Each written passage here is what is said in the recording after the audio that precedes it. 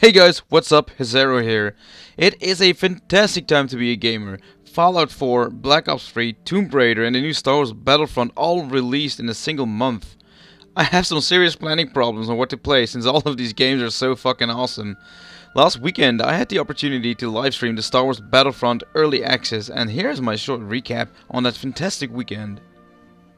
When I played the beta, I was a bit disappointed sadly. The action was not too fast paced for me and I thought the game modes were getting a bit boring with just 2 maps.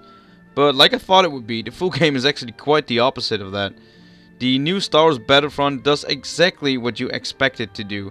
It perfectly simulates a Star Wars Battlefront with lasers flying over your head, TIE fighters and X-Wings skirmishing in the air while you make sure the enemy ground forces have a really hard time getting about. The graphics are outstanding for an Xbox One game and I really got lost in the environment and atmosphere while playing it. Staring ahead into a gleamy lake on the forest moon of Endor, or watching the Empire's Super Star Destroyer cruising over your battlefield on the volcanic planet of Sullust. As a huge Star Wars nerd, I was in my prime guys. I felt like a Disney princess getting her shit together. The trial I played included all the available game modes from the full game, and it's going to be enough to entertain yourself for weeks. But after those weeks, I think it will be getting boring. But hey, we got games like Fallout 4 and Black Ops 3 up our sleeve, don't we? The first game mode that really caught my attention was Fighter Squadron. Now, Fighter Squadron is basically the famous space battles from Battlefront 2, only not in space, but in the planet's atmosphere. It's basically the same, so do we miss out on the space battles? Not exactly, but with a €50 season pass, I bet DICE will give the fans what they want. Epic, huge space battles. The maps for Fighter Squadron are not really that great. Basically it's just a surface with some nice textures and cities underneath you. But what else do you need when you're fighting in the air? I was actually quite surprised at how easy the flight mechanics were. They simplified the controls but made it a challenge to take down multiple opponents in one lifespan. The action is fast paced and really does a good job at simulating an aerial battlefront. DICE also added AI pilots and ships so that you don't feel too bad when you're not able to kill actual players. The next game mode, Heroes vs Villains, really stood out in my opinion because of the diversity in battles. This is also the only game mode where you will see all heroes and villains in one match.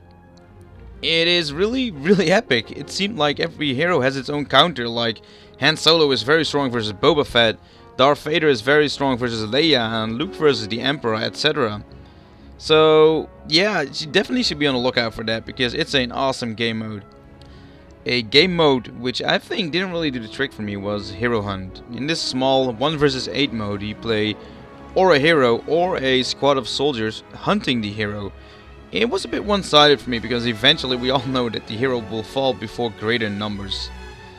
Unfortunately, the season pass for this Star Wars Battlefront will cost the Americans $50 and the Europeans €45. Now, that's a lot for a season pass, as in almost a full game a lot. So I hope DICE will release some more info on the season pass content because they haven't until now, and I'm not willing to buy unknown content for a price that high. In my livestream last weekend, a few viewers were discussing in the chat about the future DLCs that DICE will release. That they were thinking, how awesome would it be if there was going to be a Clone Wars DLC. Now that would be a real sight to behold, but my guess would be they're looking into the future and not into the past. The new Force Awakens characters and locations, those are the new DLCs that will be added, I believe. If you are a huge Star Wars fan like me, this is a must-have in your game collection. Its graphics are awesome, the Star Wars vibe is really there, and it feels like you are a part of the Star Wars universe, and that DICE really sets the tone for that. But if you're looking for a fast-paced, good first-person shooter, then this might not be the game you want to be playing.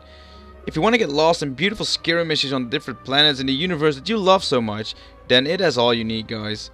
I'm looking forward to Wednesday when this game is going to be released, and I will be playing it a lot.